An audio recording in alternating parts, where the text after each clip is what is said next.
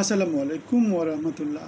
আপনাদের সাথে কথা বলছি প্রফেসর ডক্টর মোহাম্মদ মহিউদ্দিন উজ্জ্বল। আমরা এখন যে টপিক নিয়ে কথা বলবো সেটা হচ্ছে একটা খুব জেনারেল স্টেটমেন্ট যে জন্ম হোক যথাতথা, কর্ম হোক ভালো, এরকম টাইপের একটা কথা নিয়ে কথা বলবো।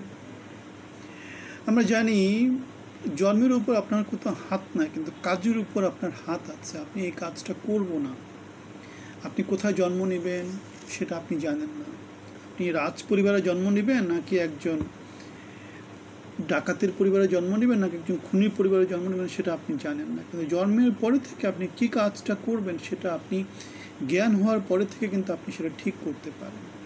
হয়তো পরিবার আপনার উপর ভূমিকা রাখে যে কোন কাজটা আপনার করা উচিত, কোন কাজটা করা উচিত না, আপনি কোন কাজটা পারবেন, কোন কাজটা পারবেন না, সেটা পরিবার থেকে ট্রেনিং প্রাপ্ত হবেন।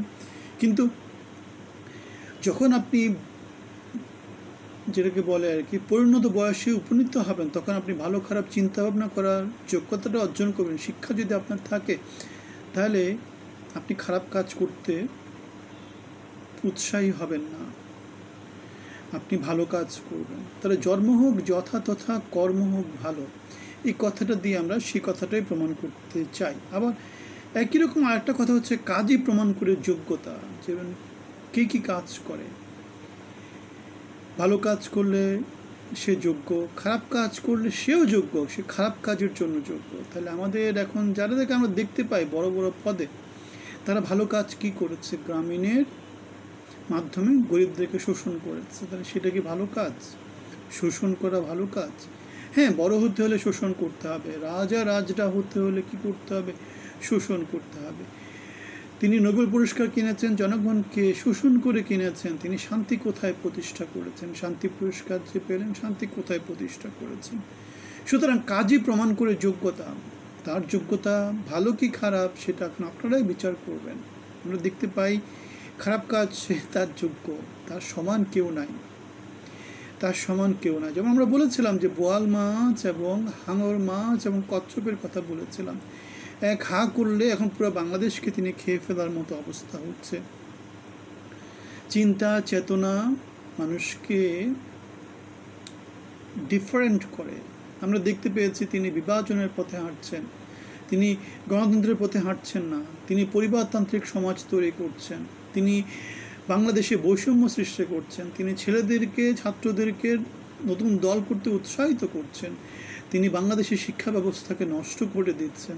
তিনি গত 9-10 মাসে কি ভালো কাজ করেছেন? বাংলাদেশের একটা অংশকে তিনি বন্যায় ডুবিয়ে দিয়েছেন, নতুন করে আগাম বন্যার পূর্বাভাস চলে এসেছে। সুতরাং এইবার বন্যা ডক্টর মোহাম্মদ ইউনূস যদি মুখে লাগাম না দেয়, এবারের বন্যা আরও বেশি হবে। তাহলে আমরা যেটা বুঝতে চাইছি হচ্ছে শান্তিপূর্ণ সহাবস্থান আমাদের যে পররাষ্ট্রনীতি। আর দুর্বল সবসময় কী করতে হয়? গরিবের বউ সবার ভাবি। সুতরাং মন জুগিয়ে চলতে হয়। এখন আমরা যেহেতু ছোট দেশ, আমরা যেহেতু চারদিকে ঘেরা, আমাদের যেহেতু খুব বেশি সহায় সম্বল নাই, সুতরাং আমরা ঝগড়া করলে কি হবে? আলটিমেটলি বাংলাদেশ সাফার করবে। তিনি হয়তো বা বড় হবেন কেন, তিনি বাংলাদেশ সাফার করা মানে দরিদ্র জনগোষ্ঠীর সংখ্যা বেড়ে যাওয়া, যেটা আমাদের জিডিপির মধ্য দিয়ে আমরা দেখতে পাই, বিদেশি বিনিয়োগের মধ্য দিয়ে আমরা দেখতে পাই। সব কিছুই তো কমতেছে, দেশের আইনশৃঙ্খলা পরিস্থিতি খারাপ। এখন এর মধ্যে গতবার একটা বন্যা হয়েছে, 3 মাস ধরে দেশে বিশাল একটা অংশ বন্যায় ডুবে গিয়েছিল। এখন নতুন করে আগাম বন্যার খবর আসছে। এইভাবে যদি বন্যা চলতে থাকে বাংলাদেশ কই যাবে?